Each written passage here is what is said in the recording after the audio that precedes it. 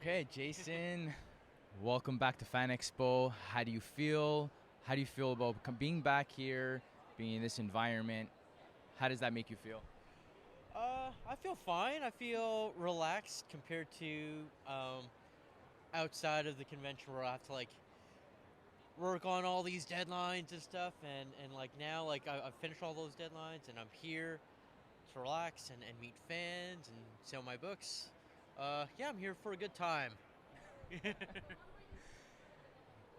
You have a bunch of new series coming out. One of them that I'm really excited about is the Sentry. Ah, yes. It's a four-part miniseries. You're writing that, I'm writing it. and I find it interesting. We'll talk about that. I find it interesting how you are able to jump from both writing and drawing when a lot of artists don't do that. Can you talk about your process and how you can kind of balance the two? Balance the two of Writing and drawing. Yeah. Drawing takes a lot of time, and there was a period this year where I was working on like 6 projects at a time, like writing and drawing stuff, and I was like, I need to kind of like take a break a bit because I need some me time to take care of myself. But you know what?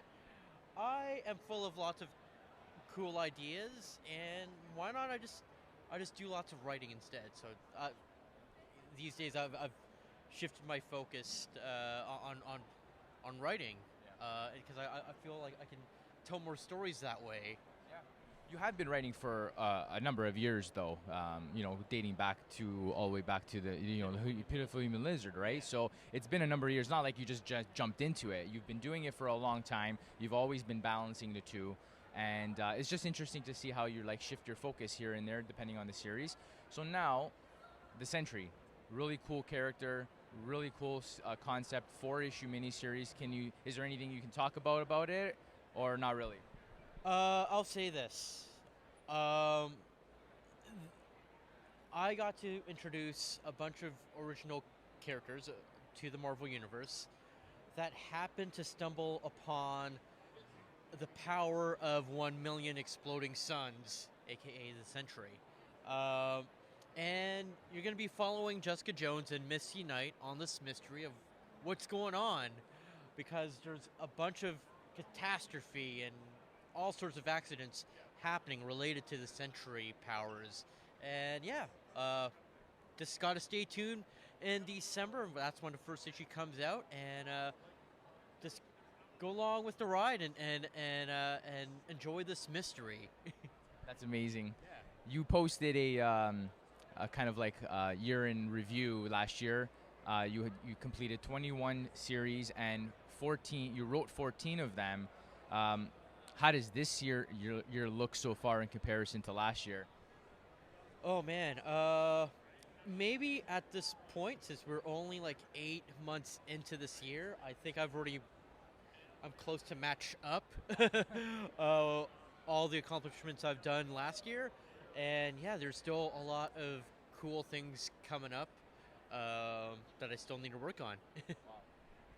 You as an artist, you have deadlines, you have things that you need to accomplish for certain days. You probably break it down. I need to finish X amount of pages per day. Now you're saying 8 months into the year, you either matched or already beat that Yeah. timeline. How do you become more productive? Um, yeah, because on top of a full time day job as well, it's a lot of sacrifice. It's a lot of um, not being able to play video games, only watching very few shows, maybe even falling behind on shows, not doing as much reading as I want to, and getting a bit less sleep, like the normal. Uh, but uh, when the comics are all done, and I'm at Fan Expo and I get to see the finished products like lined up at my table, I can say yes, it was worth it. That's awesome. Speaking of the table, Yes. just comparing it to the last few years, you have grown significantly as not only an artist but a creator, as a writer, and I love your independent creative stories. Uh-huh. um, you have a massive shift now that you're working with companies like Marvel, and you're doing Star Wars and Marvel and IPs. How has that changed you as an artist or a writer working for these larger IPs?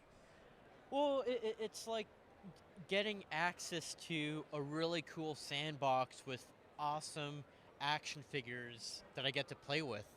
All the characters, like their profiles, they've already, like their origin stories are already established.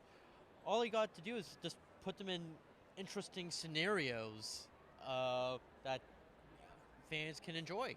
Yeah. Cool. So, just to deep dive and nitpick a little bit as to how you can do that, you have all of these characters at your disposal. Do you have to pitch, can I use this character for this story? Oh yeah. When I was working on X-Men Unlimited, so I've been doing this multiple man and strong guy arc. It's a recurring thing in X-Men Unlimited. Like the first arc, I got to play around with the monsters in Monster Island, and then the second arc, I was like, hey, let's go up in space and let's play around with the Starjammers and the Imperial Guards. And then the third arc, I was like, hey, can I play around with the Fantastic Four? Like, draw and write and draw that in that order. And, the thing about the Marvel editorial office is it's divided. There's the X-Men office, there is the Avengers office, and there's so many different offices. And, yeah, like there's so many like sub offices for Avengers alone. Like there's the Black Panther office, there's a Captain America office, and but in Fantastic Four, which Tom Brevoort, like that's his baby.